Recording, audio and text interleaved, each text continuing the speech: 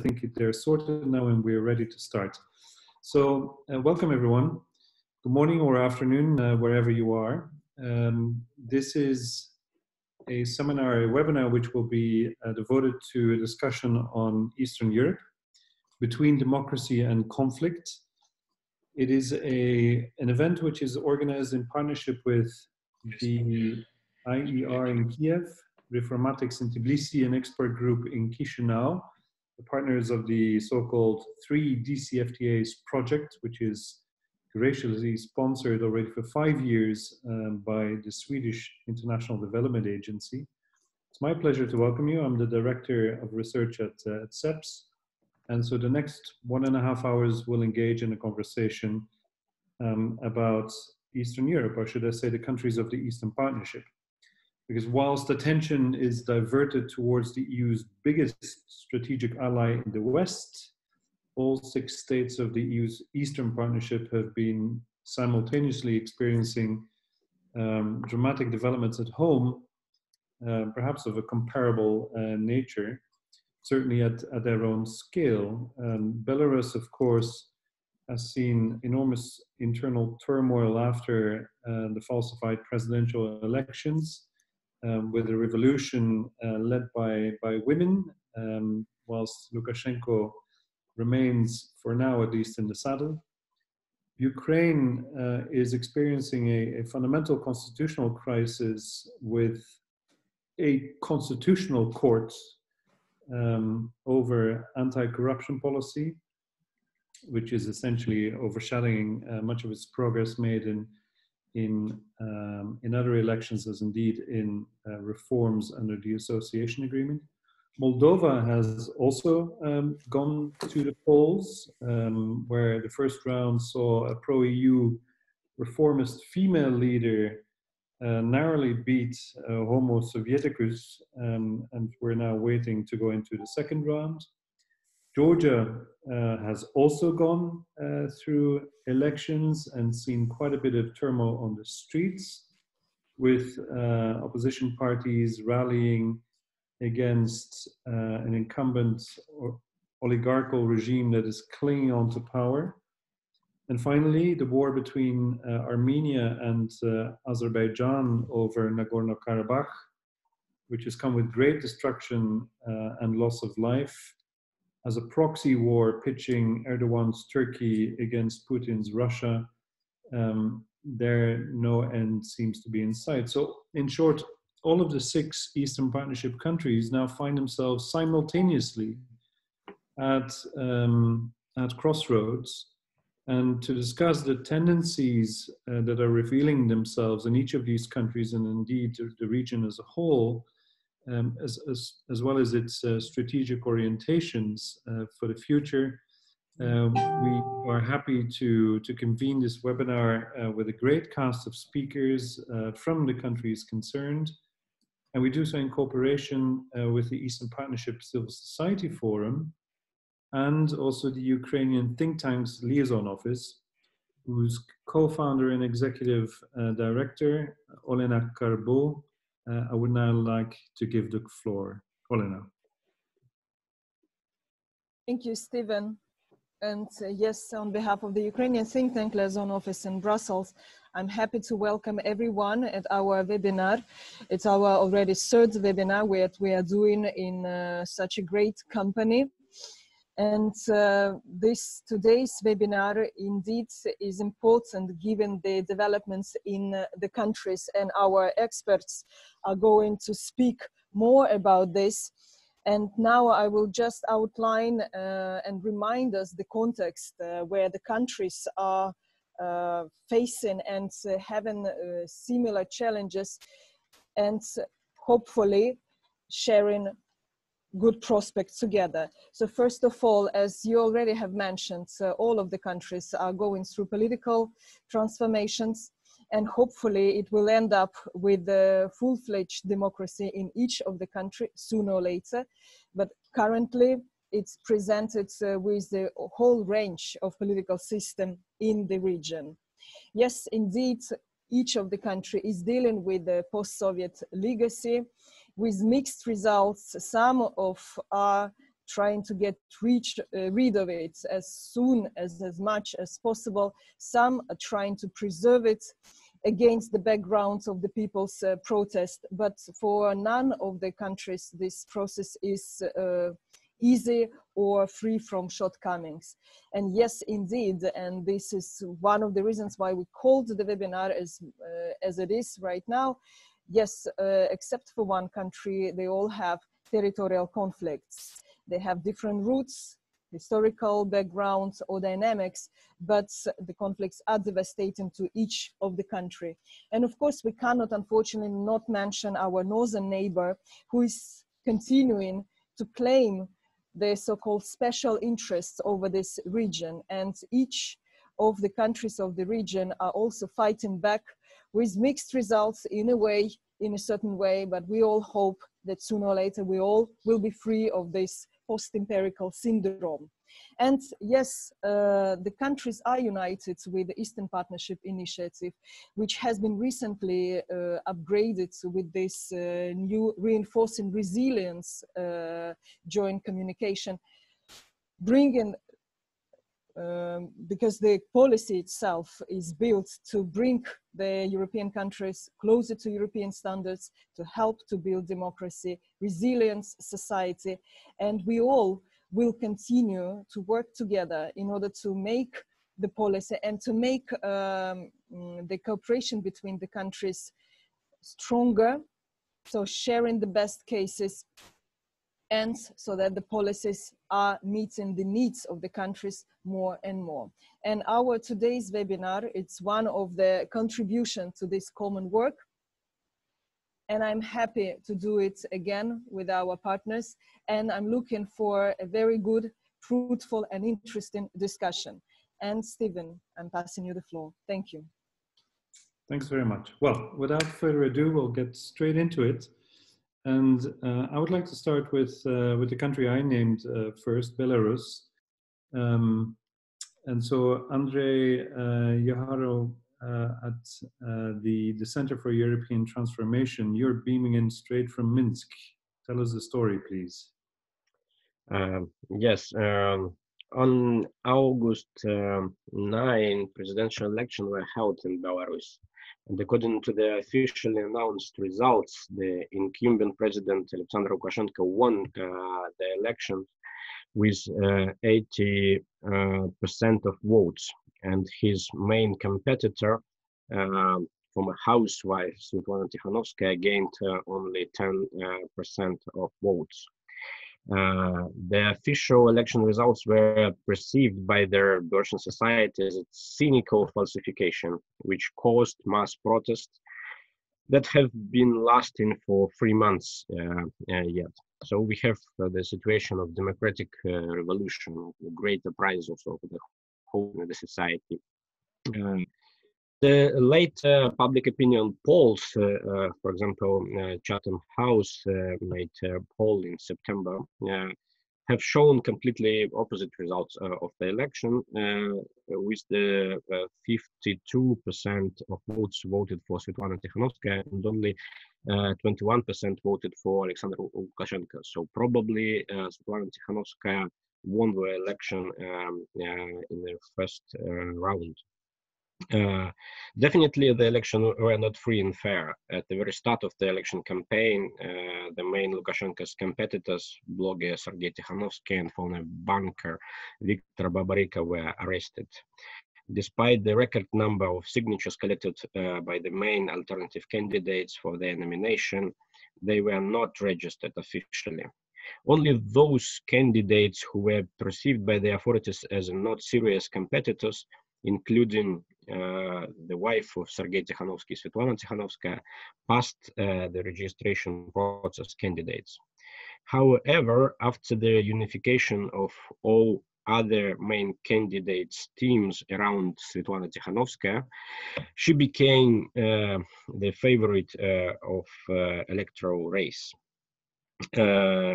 OSCE electoral observation mission didn't come to Belarus, taking into consideration the impossibility to organize full-fledged international observation because of very late invitation from the Belarusian authorities.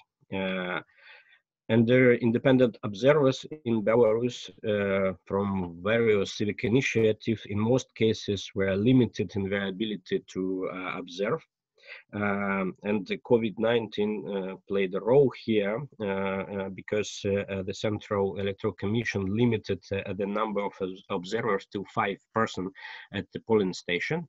And mainly these people were from pro-governmental organization.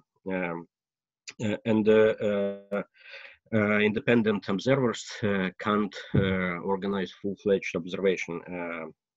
But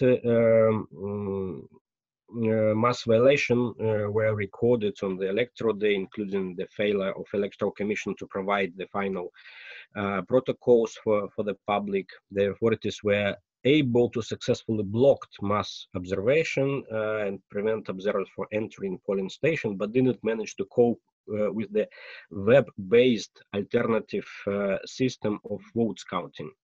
For example, the platform Voice, online platform, where 1 million of voters were registered, provide an opportunity for alternative votes counting, and as well another platform, Zubr-In, were created to monitor to monitor violations of electoral rules at the polling station, and it collected more than 6,000 of the different violations of the legislation. So these systems made the situation of electoral fraud more obvious for public, and this contributes to their people's anger and later protests. The main issue of the Belarusian elections was the change of the political leadership of Alexander Lukashenko. For almost a quarter of a century of his authoritarian rule, society has accumulated the desire for change in direction of expanding democratic rights and civic liberties, as well as the demand for more economic freedom. These public demands could not be satisfied by the political regime of Alexander Lukashenko. And the society was also disappointed with the traditional political opposition. So new candidates, most of them the political newcomers, were perceived by the society as candidates of hope, capable of bringing desirable change. And the minimalistic program of Svetlana Tikhanovskaya, the main oppositional candidate, who promised to appoint simply new, free and fair elections after her victory, and this program perfectly resonated with the public sentiments. COVID-19 significantly influenced the context of their electoral situation. First, population assessed government measures to combat epidemic as extremely non-adequate to their situation, as well as assessed official information on COVID-19 as totally untruthful. And subsequently, trust in state media and trust to the state institutions dropped dramatically before the presidential election. Second COVID-19 contribution is the creation of huge solidarity networks that developed during the fight with the first wave of epidemic. This network made a significant contribution to the organization of political mobilization structure and solidarity networks of people after their elections. So extremely high level of political mobilization during the election campaign and cynical falsification of election result pushed mass of people into the streets. Soon enough, the protests against the falsifications turned into the demands for restoration of justice, like the release of political prisoners, investigation of the fact of police violence, and demands for democratic changes, new free and fair elections, and the resignation of Alexander Lukashenko. So it is interesting that there is no clear geopolitical orientation in the Russian Revolution, and we don't see so any clear demands from protesters about European integration or any pro-Russian or anti-Russian sentiments. And at the end, I should stress that the situation after the election radically changed the Belarusian political landscape.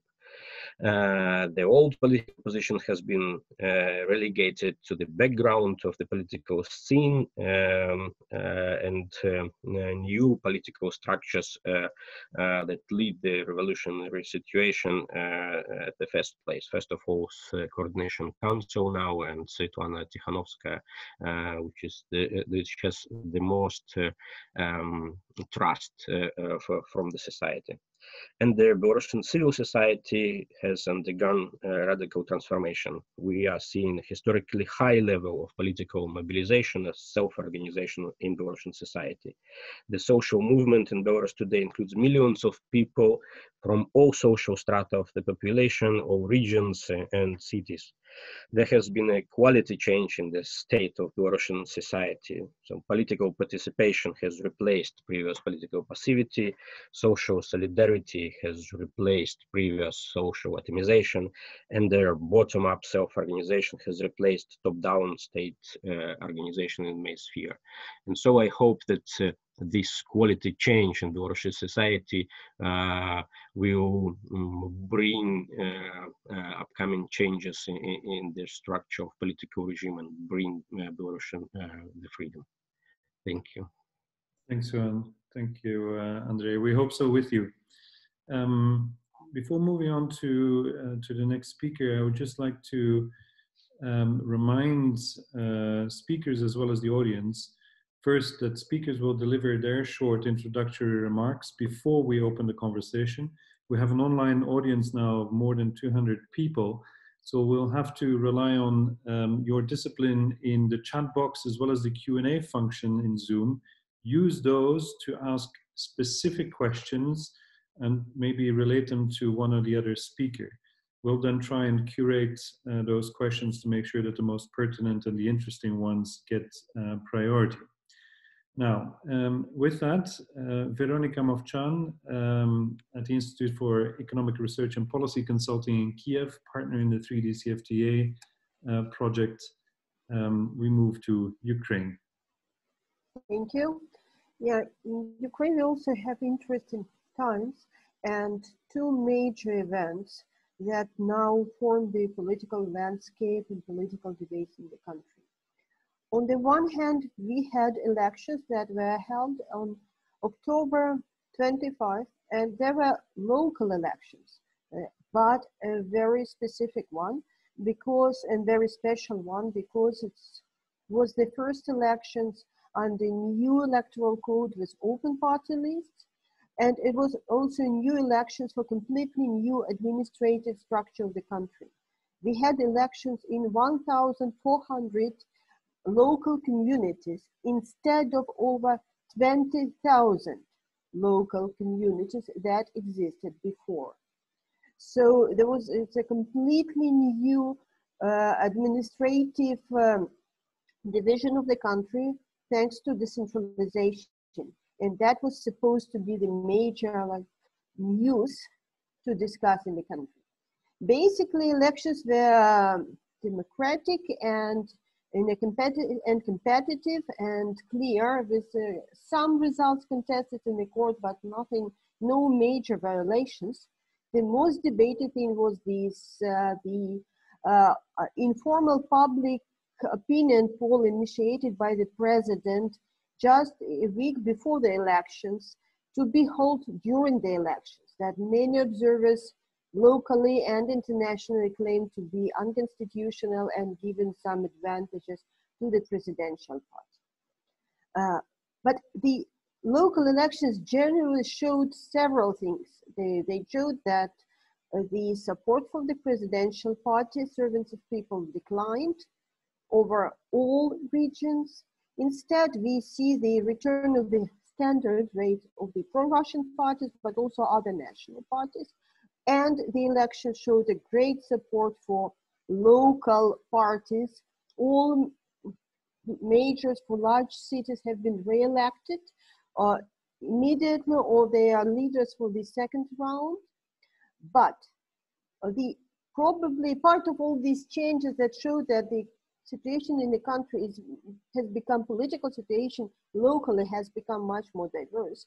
We got one very important result that leads us to the second part, and maybe more important, more dominant political party in the country. This is the constitutional crisis.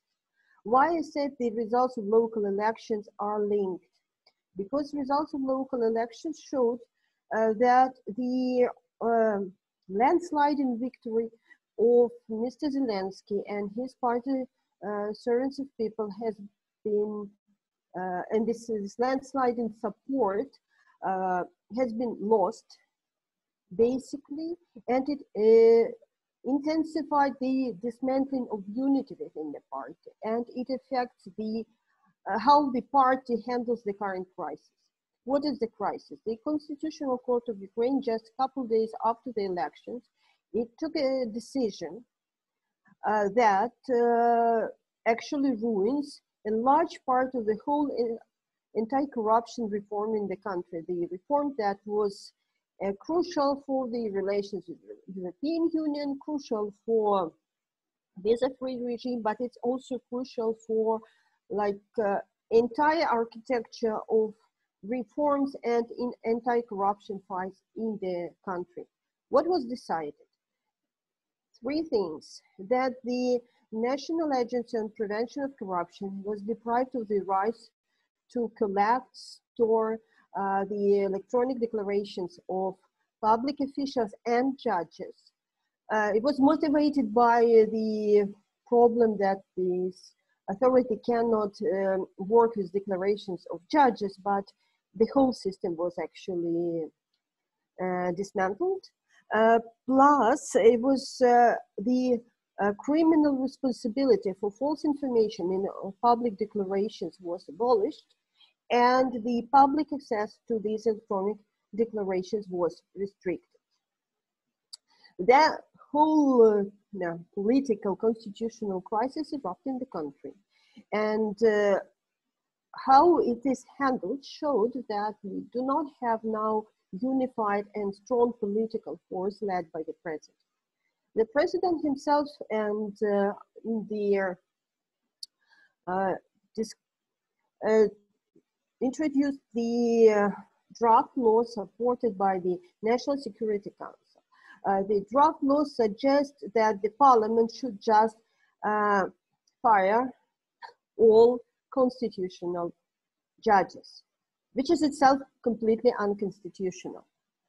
And despite the very open public advocacy for this decision from the president, including the video talk, public video talk from the president to the MPs in the parliament, including the threat that the president can just dissolve the parliament if the decision is not taken. The parliament even did not consider it.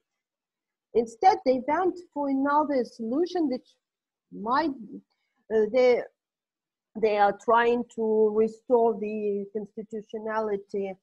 They start to restore the decision that we have in there that was abolished, to restore the system of anti-corruption protection fight. And they are trying to decide how to behave with the Constitutional Court, but the unity and this the tight cooperation between the president and the parliamentary majority has been definitely lost. I don't know how the constitutional crisis will be resolved. Actually, just yesterday was the Constitutional Court was trying to vote for like abolishment of the land reform. They are the major achievement, and luckily 4 judges just abstained from voting. They did not participate in the meeting that resulted in the absence of quorum, and the decision was not taken. On the other hand, the parliament today wants to vote 2 new judges in the court because it was not a full set of judges. And they want to vote for judges that were allegedly somehow selected a year ago, but with no clear competition, no information. So it's a big fuss what will happen with the constitutional court, and whether the behavior of parliament will be also in line with the interest of the society, and whether the new judges will be how they will be selected. Definitely it's not in line with the promises to be open competition mechanism. So we do not know how the solution, what solution will be found, how it will be found, although it's definitely strong pressure that it has to be found, because the European integration, visa-free regime, and the whole cooperation with the West has a wide support in the society, and improper handling of this crisis might result in tectonic political changes in the country. But what we observe now that we do not have a unity. The situation that we observed a year ago, that it was seemed that we have one monolith power controlling all, like legislative branch, executive branch, seems to be over de facto, also not the UN. That's what we have in Ukraine. Thank you very much, Veronika, also for mentioning that that link with visa-free conditionality, which is of course cropped up in the case of the constitutional crisis. We will perhaps discuss that during the debate. What already becomes clear, and which I think will resonate with the other presentations, is that elections, both the way they're organized, their processes, the voter polarization, but also their mobility, basically, their volatile voter behavior, becomes an issue that is common, it seems. Moving to Moldova, perhaps in this case, is a case in point. Denis Cenusa from Expert-Grup in Chisinau, also a partner in our 3 DCFTAs project. The floor is yours. Thank you, Stephen, for wonderful moderation. Yes, Moldova is also in a process of electoral democracy right now. We held the 4th direct elections of the Moldovan president since the independence, and the last ones were in the last decade. The situation is uncertain because Moldova is heading to the runoff. So we will have the second round of the elections where 2 candidates will fight for the presidential office. They got more votes than the other 6. Overall, we had 8 candidates. So the winners were ex-Prime Minister Maia Sandu, who is known for being a pro-reformist and having very tight contacts, political contacts with the European capitals and Brussels, including Washington. And on the other side, we have the pro-Russian incumbent president, Igor Dodon, who is very much relying on his good relations with Vladimir Putin, which actually supported him during the electoral campaign by sending some messages of support. What is important to take away from the Moldovan elections is that the overall turnout in the first round was a little bit smaller than back in 2016. We speak about 48%, which is 2% smaller participation. And at the same time, we have noticed a huge mobilization of the Moldovan diaspora and migrants, which actually supported by 70% the ex-Prime Minister Maia Sandu.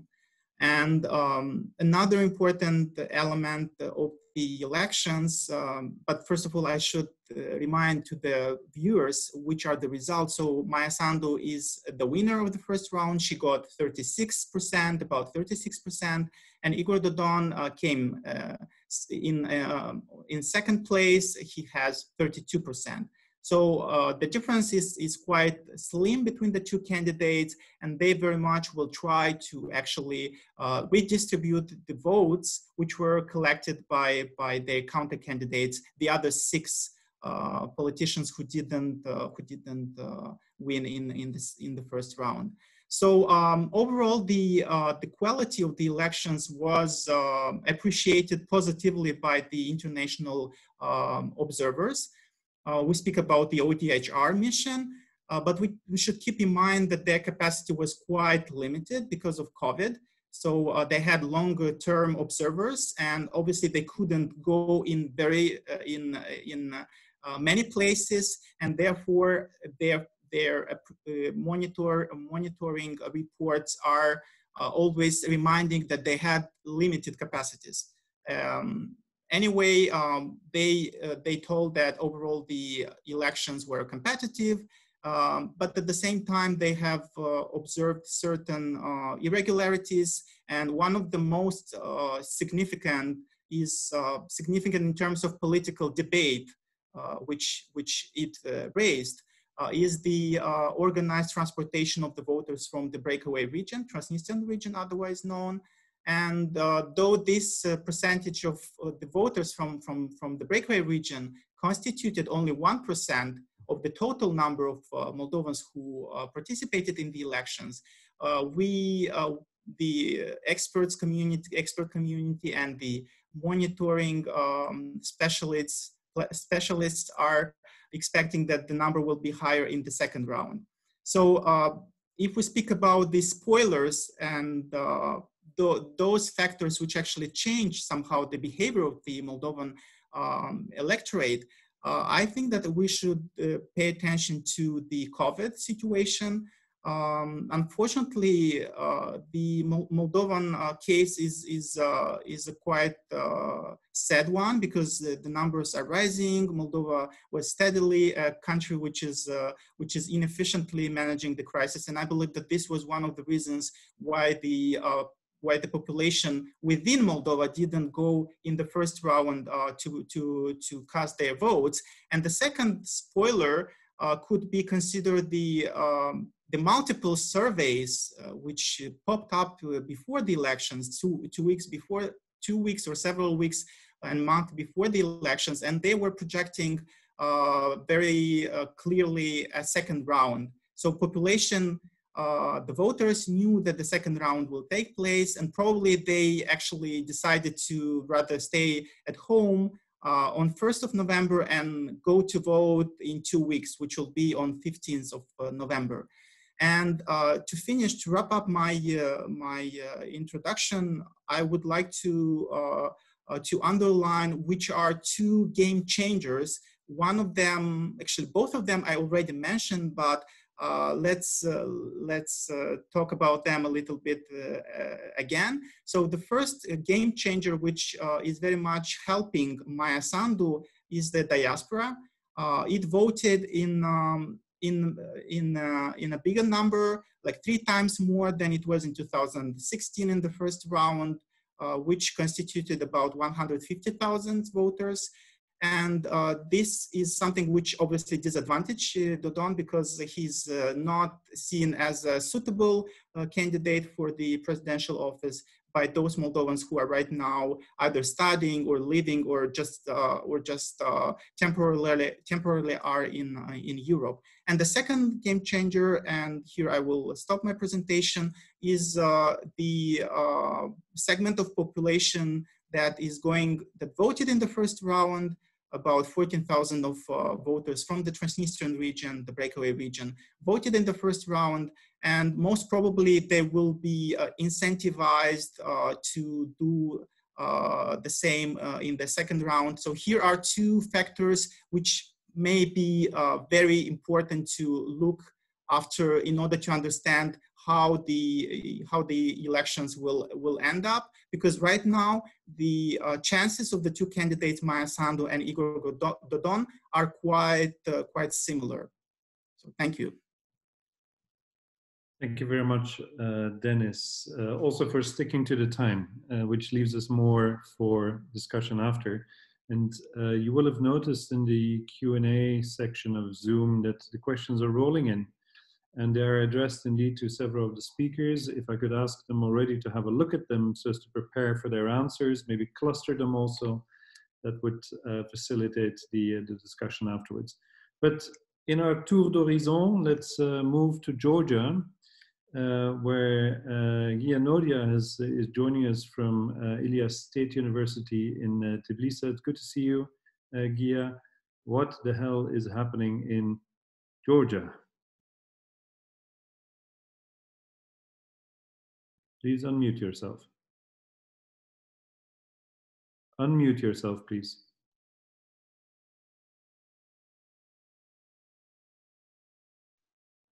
So I apologize. So these elections were probably more consequential than recent elections in Moldova or in Ukraine for constitutional reasons, but also especially for political reasons.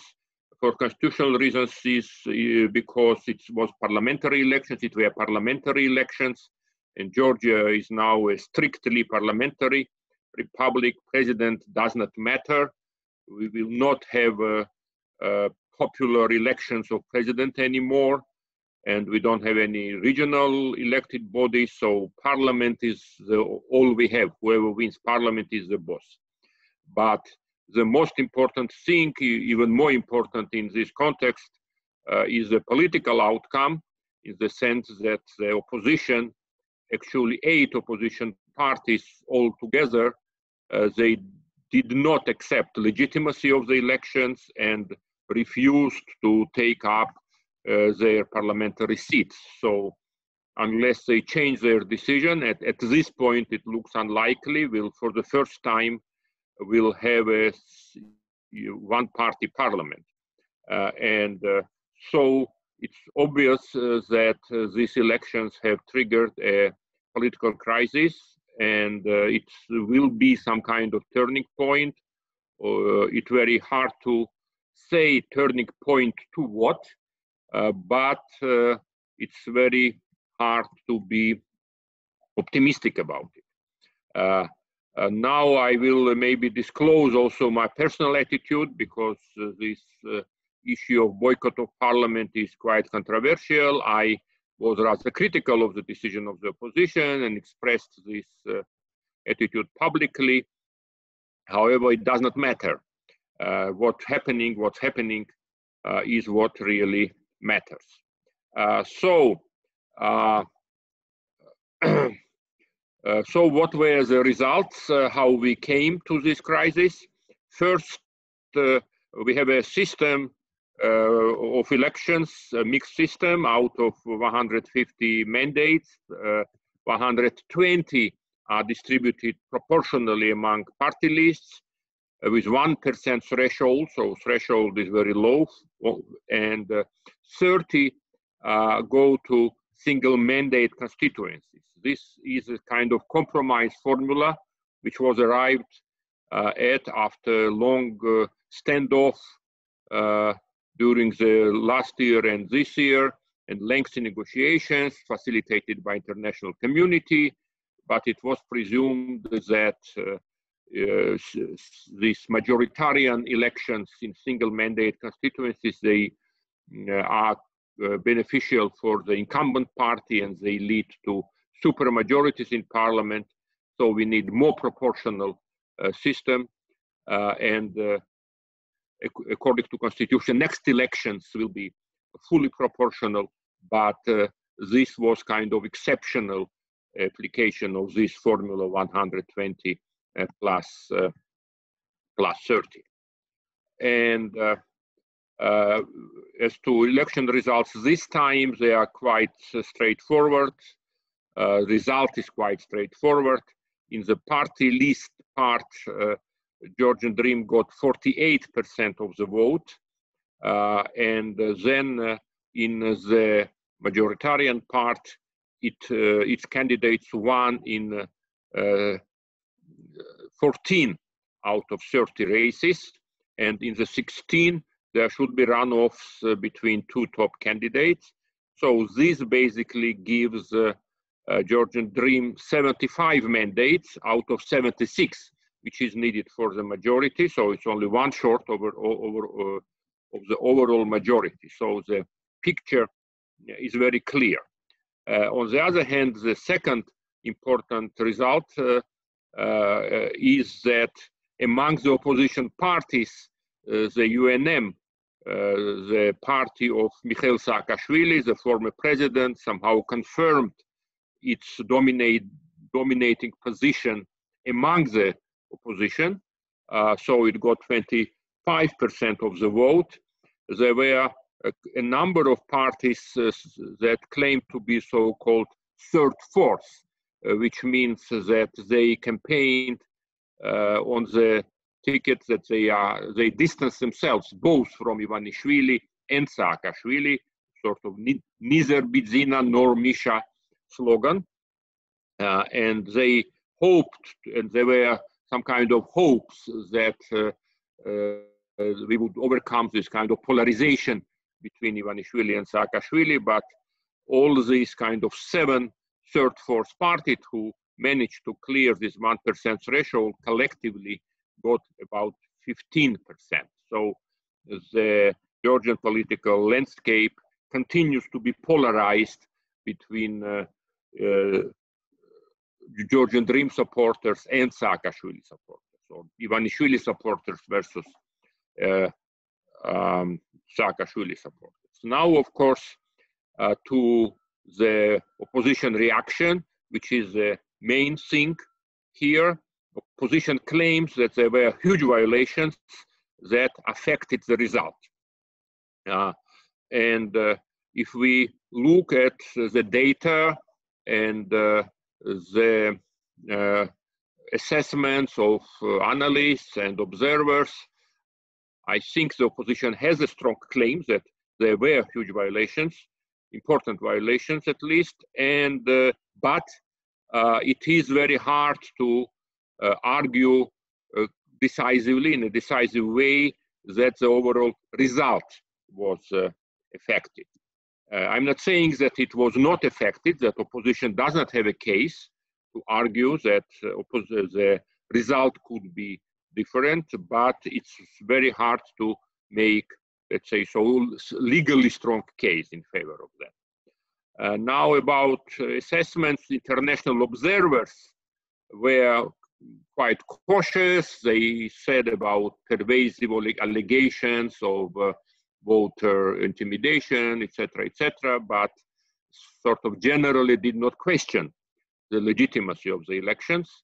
The local organizations were more critical, although they did not also say decisively that the elections were not legitimate, that violations were huge enough to allow us to say that elections were not legitimate, but there is consensus among the local watchdog organizations and civil society organizations that these were the worst elections ever held under Georgian Dream government. So it was certainly very important backtracking in terms of democracy. There is a kind of civil society, Georgian civil society consensus, and of course opposition consensus as well, but opposition may be more biased, is presumed to be more biased in that.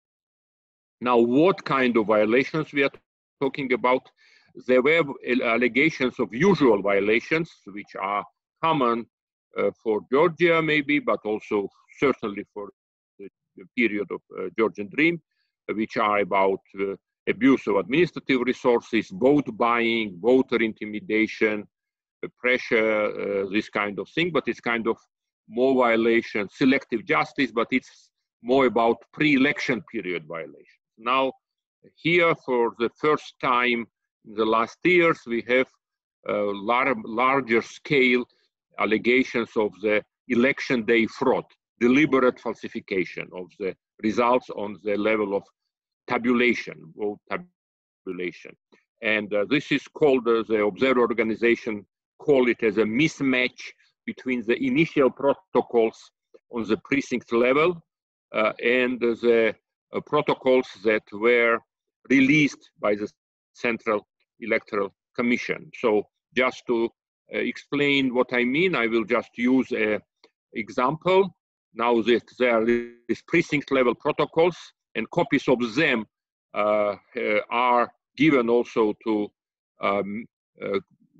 members of local electoral commissions from opposition parties. So opposition parties have these original protocols, and then there are final protocols, summary protocols released by the Central Electoral Commission. So the opposition released this kind of two protocols. So in the initial protocols, they released, for instance, there are some 500 plus votes cast. So I don't know, 589, for instance, people cast their vote, and 118 voted for Georgian Dream.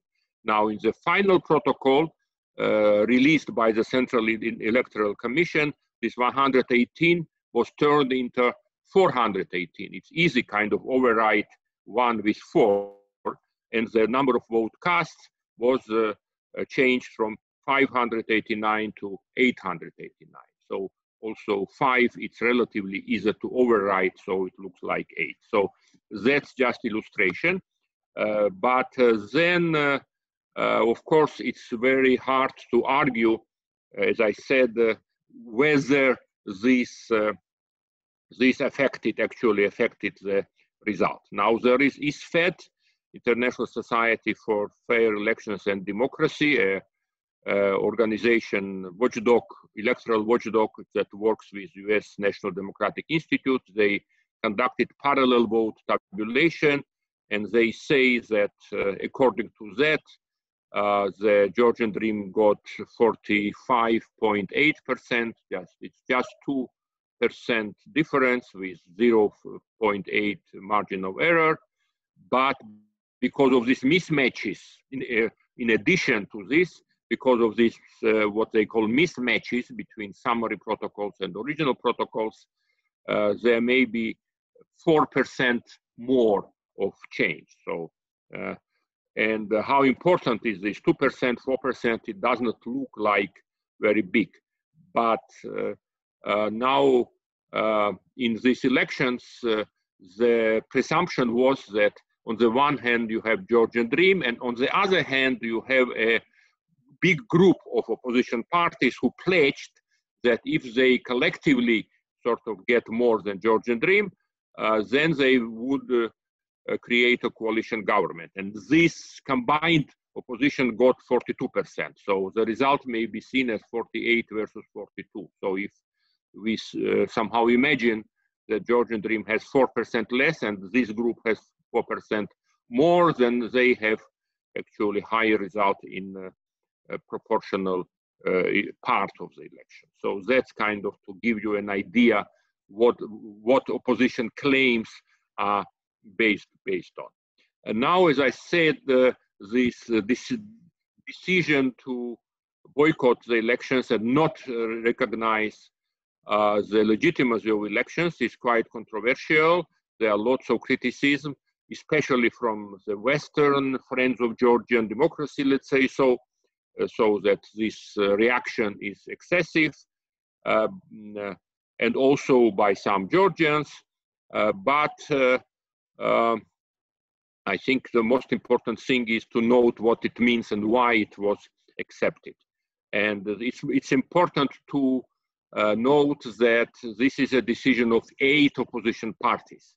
Now, there is an assumption for people who follow Georgian politics that Saakashvili, former president, is kind of a radical. He's bent on kind of revolutionary scenario, etc., etc. So one would not be surprised that he his party made this more kind of radical decision not to recognize the elections. And actually, he called, or some of his supporters called for boycott of elections also in 2016, but other part of his own party disagreed, and this actually led to the party splitting. The UNM, United National Movement, Saakashvili's party split after 2016 elections, basically on the basis of this more supporters of more radical views and more moderate views. But now it apparently not only this other part of UNM, but also other parties who are strongly critical of Saakashvili in many ways sort of accepted Saakashvili narrative, as it were. And Saakashvili narrative is that this government, Ivanishvili's government, will never accept electoral defeat.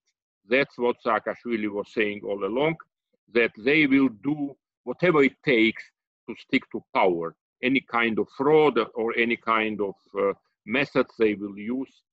And before that, other parts of the opposition disagreed with this, but now apparently this view, this assessment is much more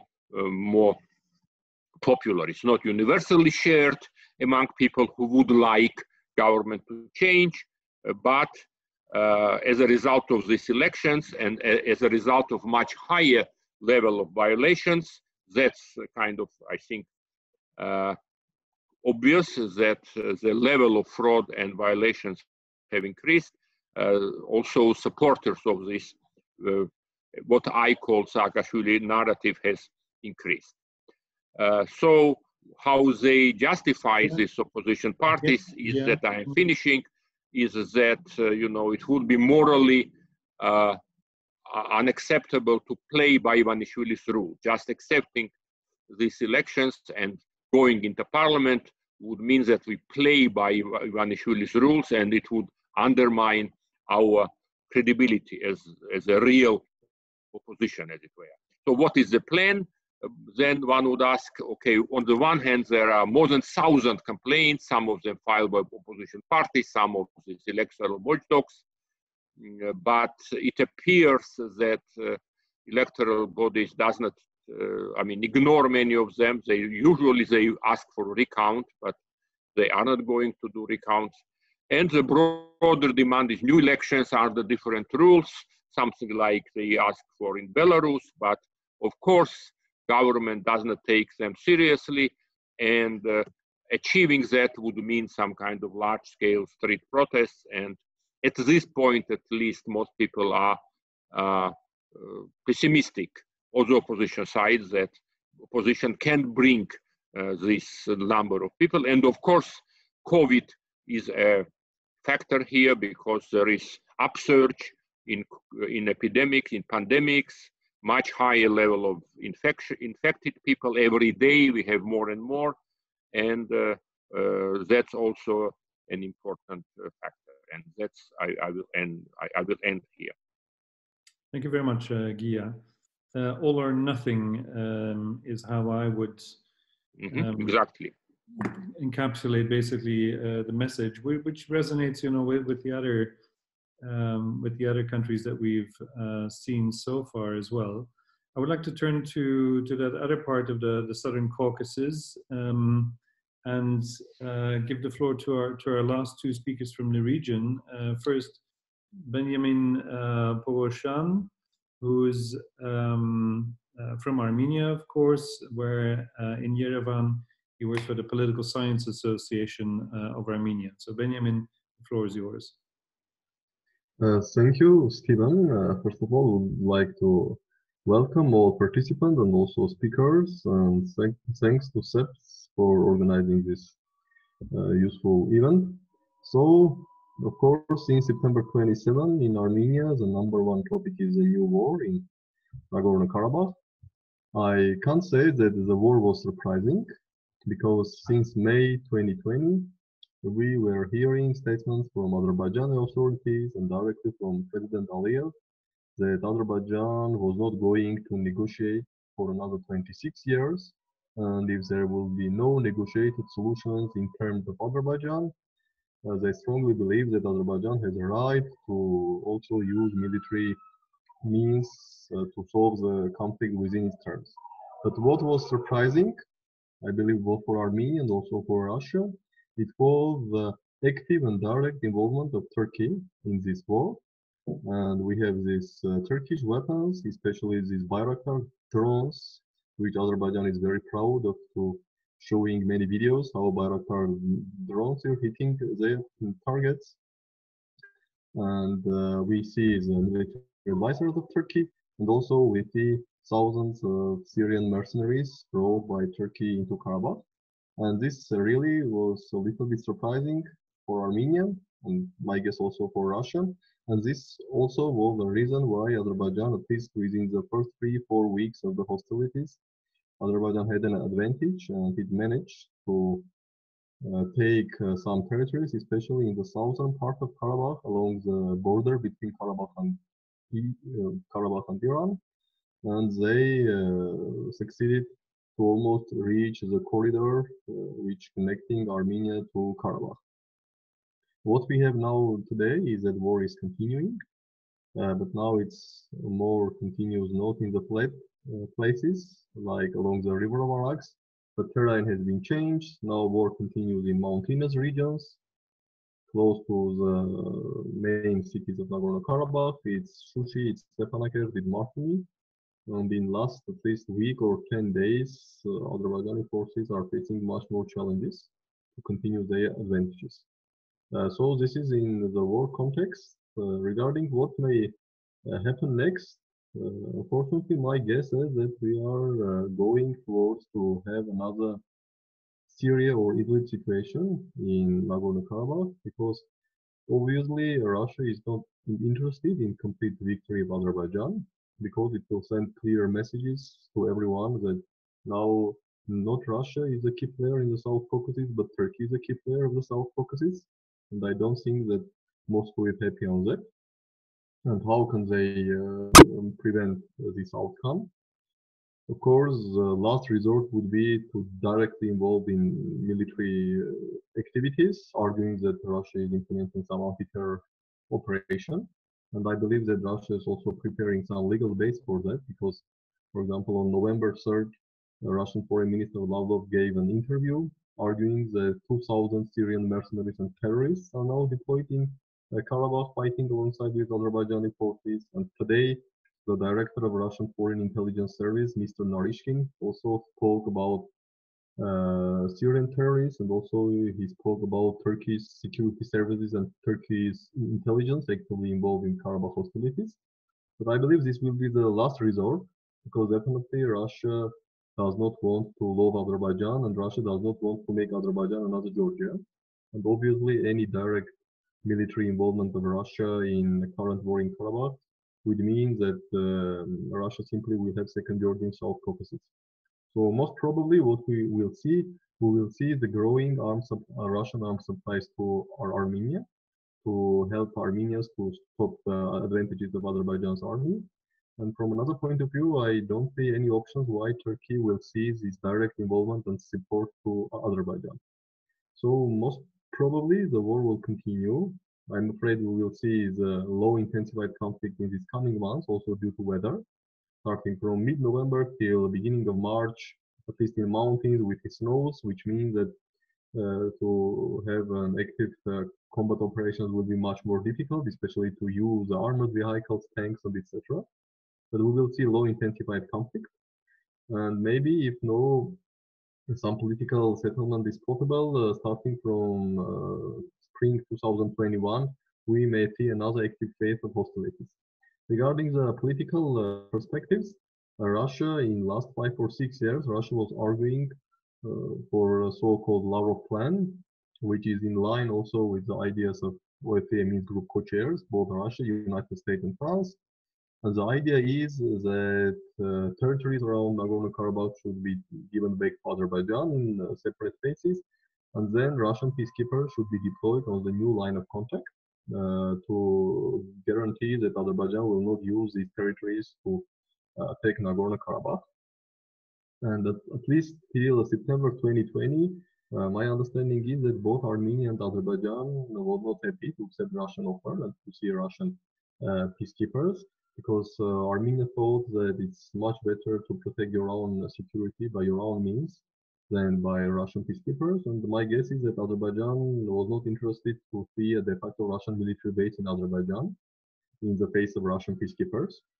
But recently, in the late October, in one of his interviews, Armenia's Prime Minister Pashinyan spoke that Armenia is ready for the deployment of Russian peacekeepers. So my guess is that Russia will continue to push this idea. And on October 29, Russian President Putin again spoke about this idea that territories around the former Nagorno-Karabakh autonomous region should be returned to Azerbaijan through different phases. And then Russian peacekeepers should be deployed, and some arrangements should be made with Russia, with Armenia, to protect security of Nagorno-Karabakh Armenians. From another point of view, if Russian peacekeepers are being deployed in Karabakh, it means that the all gains which Turkey managed to have in Karabakh and the all growth of Turkish influence in Azerbaijan, it will be balanced or nullified.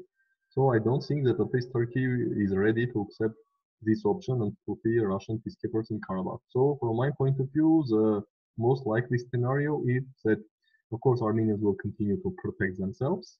I believe Russia will ratchet up its arms supplies to Armenia, and also Russia maybe will put pressure on Turkey in other regions, especially in Syria, in Idlib. In recent 2 weeks, we saw several air bombing campaigns of Russian military jets bombing pro-Turkish forces in Idlib. So, unfortunately, I believe that for upcoming months at least, we will see the war continuing on.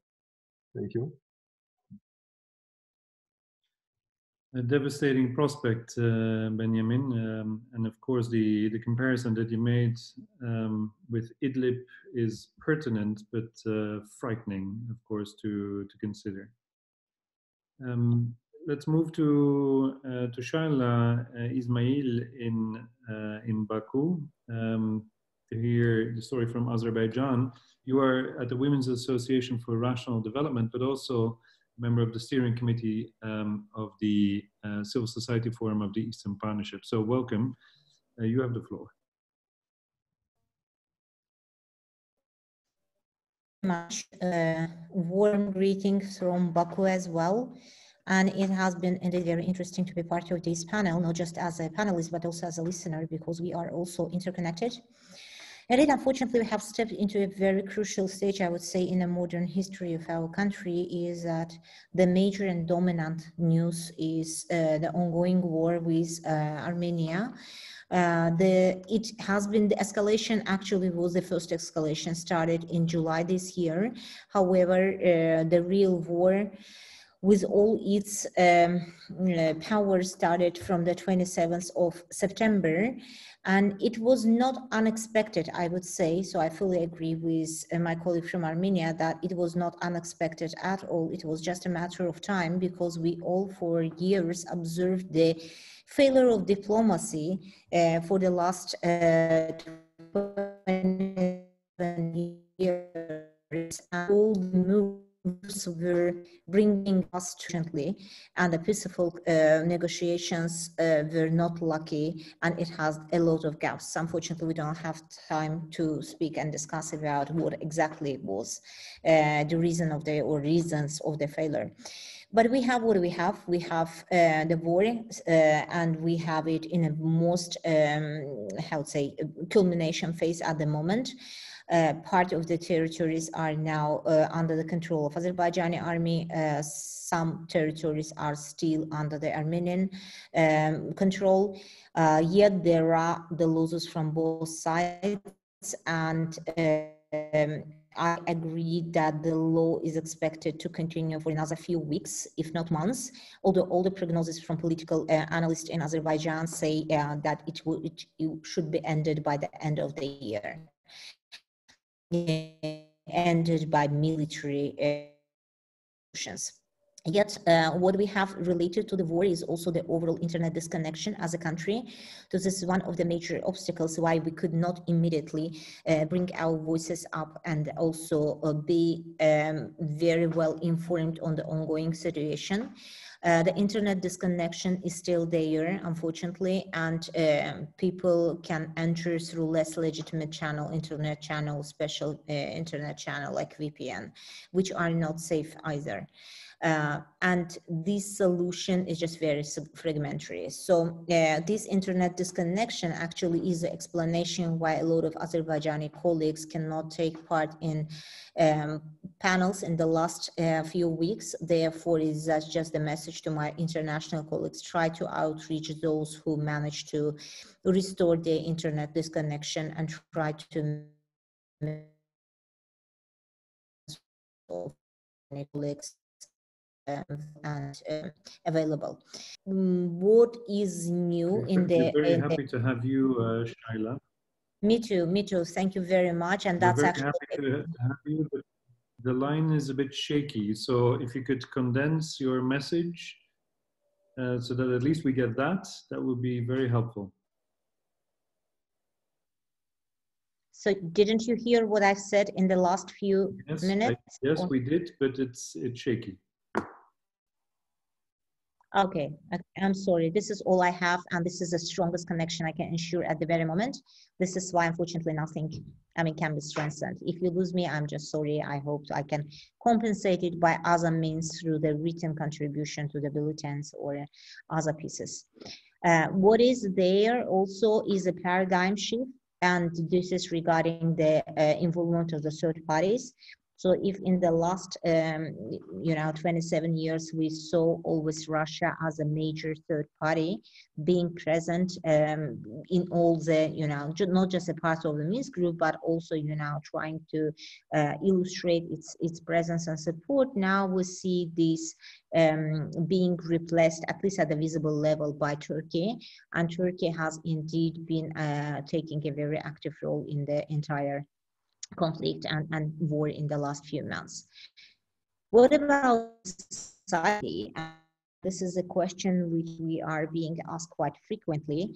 The society at the moment, first of all, we all know that Azerbaijan has been a country with very poor human rights records, with corruption and a lot of challenges when it comes to democratic governance. So first of all, nobody denies that this has been the case, and nobody denies that this has been solved. So the war didn't solve either of these. Vice versa, I would say that some stages remained without control. But what is felt in the society at the moment, it seems like people are ready to forget all their problems and challenges at an internal political level. Let just the government get back the territories. This is the overall overwhelming majority of people thinking, and this topic has been the red line for unification of all the forces and political powers inside the country, no matter how opposite they have been to the ruling regime. So there are really very few voices in Azerbaijan, mostly from the human rights community and peace building community, who are ready to continue building the bridges or at least preserving the relations and asking for non-military resolution of the issue through peaceful, actions. And to be honest, they are being harshly attacked by the rest of the community, which are prioritizing the human rights, but not in the terms of, the very moment of the war affected human rights, but mostly the human rights of all those 1 million IDPs and refugees from late 80s, early 90s. This is why this has been sort of unwritten compromise from the entire society, and whoever voices up a different opinion is harshly aligned. When it comes to the challenges there's yet another belief. It's more hope than I believe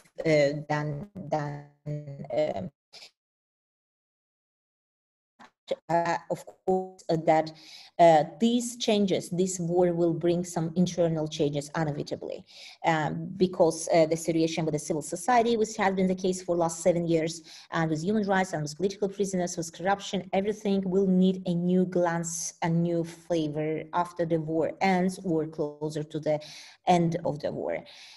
So this is just a belief. It doesn't have I cannot justify anyhow, because it's just at the level of discussions, but everyone understands that this is a new stage in the history of Azerbaijan as a country. And no matter how much national legitimacy of the ruling regime has been strengthened in the last few weeks internally, it should be backed up also by political reforms internally, since we have the long years of issues.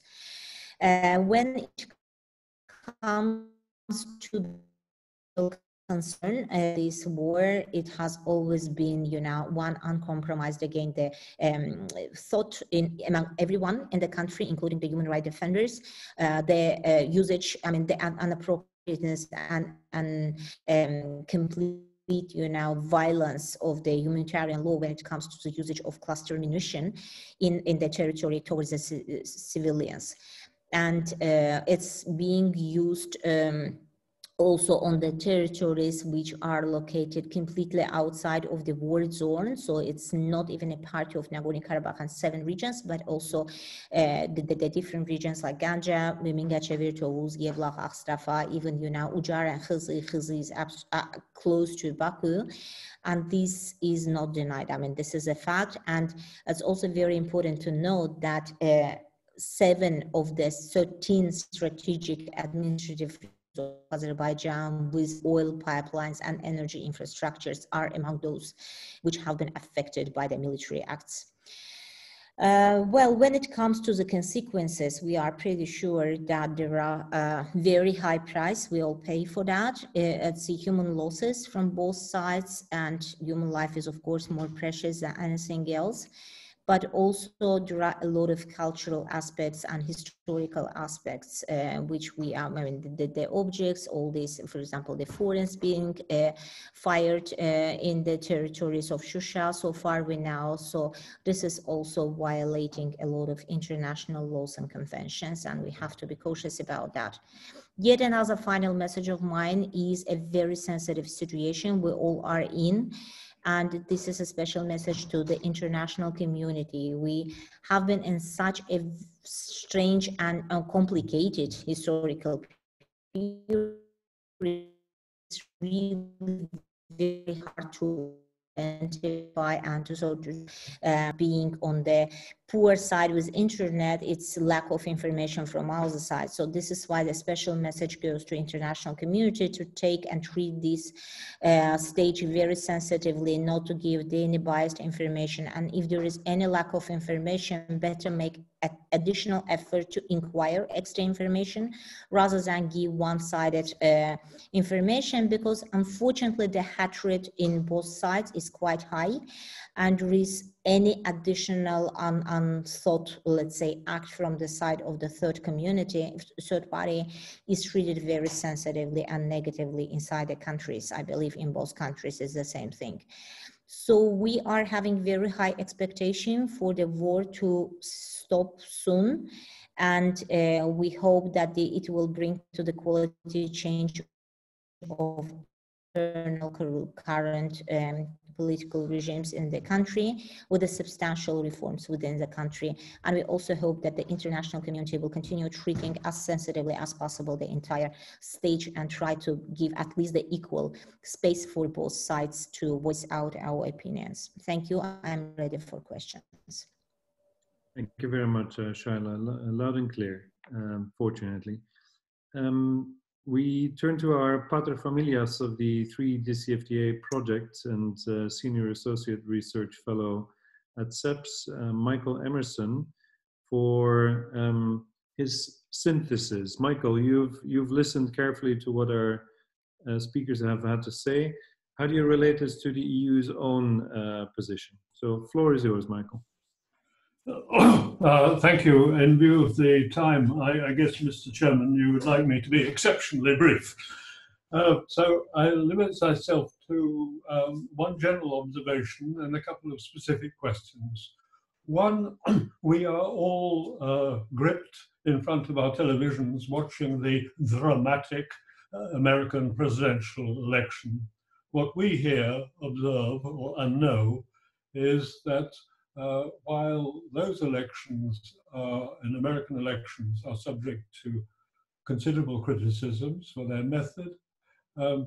We observe here in Eastern Europe extremely vibrant political processes, and for those of us in the West sitting in our comfortable armchairs, we are somewhat amazed to find ourselves discussing imperfections in American democracy in the same language, on the same scale as some of these East European cases.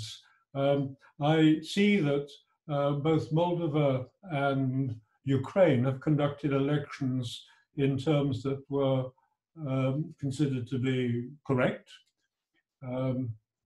Georgia is more controversial, and of course Belarus is in a class of its own, but there we see the arise of the democratic society. So that is all very interesting indeed. So I have a couple of questions, specific questions for Veronika. Sorry, for Andrei in Minsk. You're on the Constitutional Council. What's your scenario for what you hope or think is going to actually happen? Is this standoff going to carry on for months and years, or what? And then to Denis on Moldova. If Maya Sandu succeeds in the second round, she will be in place as a constitutionally weak president, and that would require, to become effective, a change in the government and presumably elections. Now, what's the game plan or scenario for that? And finally, on Ukraine, I do a bit of publicity. Here, on the constitutional crisis, we have just published, we're very happy to publish an article here by Mikhail Zernakov, who has his own ideas, and you can see the web link there, www.3DCFTAs.eu, with specific ideas on how to get out of the crisis without constitutionally. And then I can say too, we're very glad to have so many people in the audience. All of the contributions here are being supported by working papers that you haven't seen, short working papers, but we will edit these and publish them on the same site by the beginning of next week. Thank you, Steve. Thank you very much, Michael. I think I will redirect those questions straight to our speakers. So let's take them in a lightning round in the same order. Andrei. I will try to answer Michael Emerson's question about the prognosis of the situation. So it's rather hard to prognose the development of situation in Belarus, because it's a really very diverse revolutionary process. But it seems that it could be rather long struggle with this regime. And regardless of some signs of their erosion of power vertical, including the erosion inside law enforcement structure, including the signs of possible lacking of economic resources for this regime, it's still rather strong. But their population will, for long-term struggle, also exist.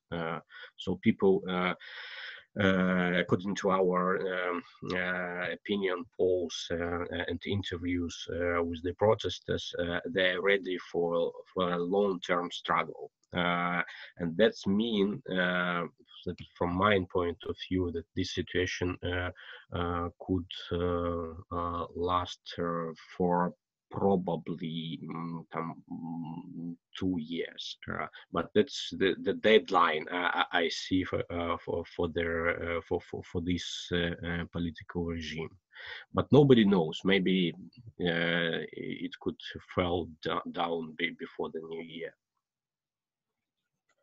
Yeah, Russian or Soviet history or anything to go by, then these systems are so brittle that they could implode quite quickly. But it's difficult to predict indeed. Veronika. Yeah. Also about prognosis and maybe what to do with the constitutional crisis in the constitutional court.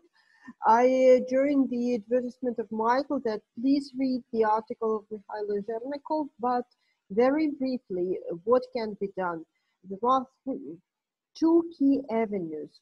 One is to ensure that the infrastructure, anti-corruption infrastructure ruined is reinstalled. That means voting urgently again for the laws that, and the parts of the laws that were considered unconstitutional, slightly revising them to ensure that they are aligned with the constitution. And here it's important to develop a separate mechanism how to ensure the integrity of justice in general and prevention of corruption within judges system. But also it's what to do with the constitutional court. The quick solution, I would say that it has to be like preventative thing to any further decisions that can be done by increasing the voting requirement that all decisions taken unanimously by the highest possible quorum.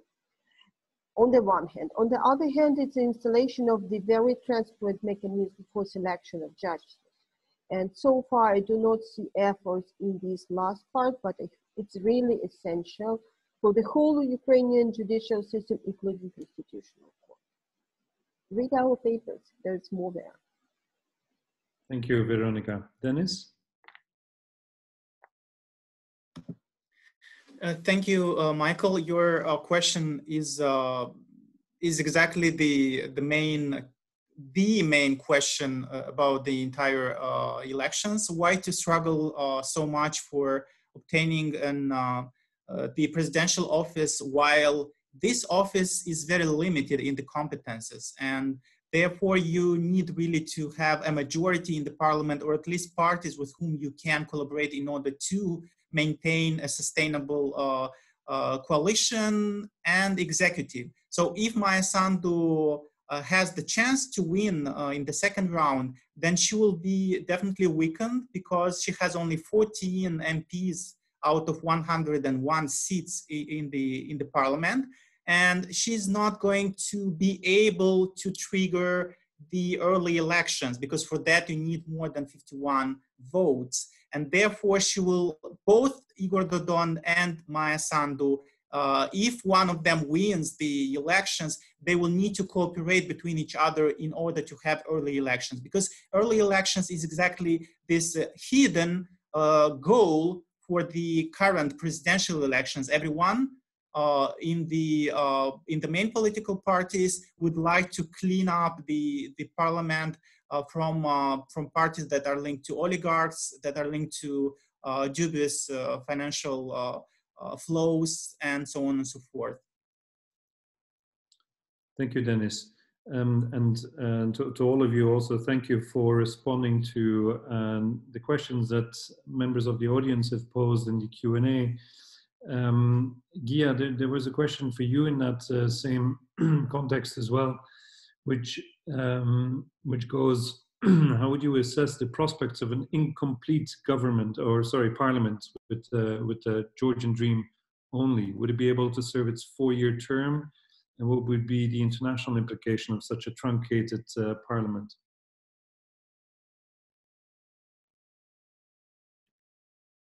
Unmute. I keep forgetting that, I'm sorry. So constitutionally it can function. Apparently Georgian Dream will have 91 mandates. Obviously it will get another 16 from majoritarian elections. So, and that's sufficient for functioning. They will not be able to change the constitution, but other than that, parliament can work. Of course, it will be kind of, its legitimacy will be somehow questioned, but there is no formal reason for it not to work. and it can continue until 2024.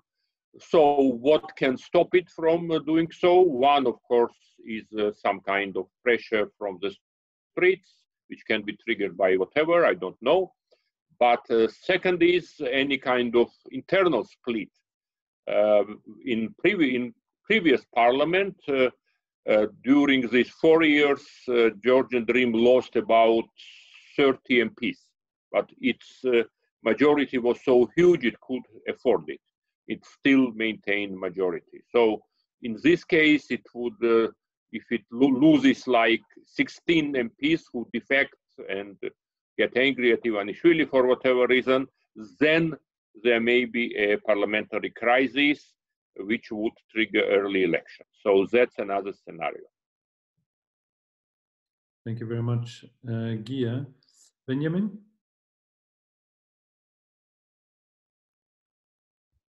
Thank you. I just typed an answer regarding the question of mercenaries to provide some proofs or not proofs.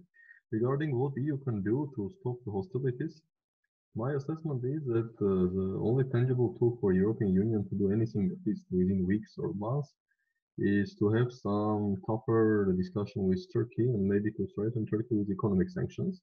But given the fact that even EU is not ready to sanction Turkey for what is Turkey doing in Eastern Mediterranean, we all saw the effort of Greece and Cyprus to trigger some sanctions against Turkey, but also we see that several EU member states, especially Germany, has blocked any sanctions against Turkey.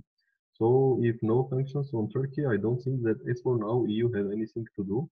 Maybe when war somehow ends, then of course EU with its soft power and with its resources to support the restoration or whatever else can have more active role. But as the war is going on, it's the only way for European Union to put more pressure on Turkey, but frankly speaking, I don't see that it's possible.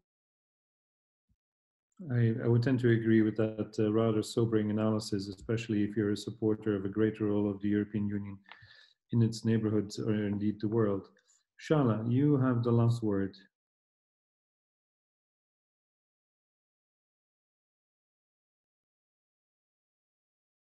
Please unmute. Well, what I can say as a last word, I again hope that these weird times, turbulent times will end as soon as possible. Also taking into account the very harsh situation with COVID-19 in all our countries. And by the way, in the last week in Azerbaijan, the number of newly affected people during a day, the daily number exceeds 1,200. So this is a very high number, taking into account that with 30 people daily, we were on a lockdown in the beginning of this year. So it's also a very big harm to the entire situation with COVID, having everything in the middle of pandemic. Nevertheless, what I'm thinking that the region is experiencing very complicated times and very much depends now, both internally but also externally, on the status, on the approach of the third parties and of the big stakeholders like EU, definitely, who can put not just at the regional level, but also on domestic level to help us improve the situation with human rights and democracy in our countries. So the war will end very soon, this or that way, but all other challenges will remain. And therefore, there should be a very close eye on what is ongoing after the war, not just at the stage of rehabilitation and relief, but also at the stage of strengthening how the democratic governance in our countries, because this is a key entry point to the solution of many problems. Thank you very much, Shahla. Well, with that, we have closed our discussion. Olena, I'm turning back to you. Perhaps you would like to close the webinar. Yes, Steven, thank you. With these words, I would just again and again would like to thank our experts from the countries for bringing this rich insight and for bringing this information and analysis in order to help to everybody involved in the decision making, in the decision preparation, and the wider public to understand these difficult, dramatic processes in the region. And once again, I thank our partners. I thank those who support our organizations and this webinar in particular, and full of energy and devotion to continue our common work to bring attention to this region, to make it finally fully democratic and prosperous. Thank you all and have a good day. Thank you. Thank you. Thank you. Thank you. Bye. Bye. Bye.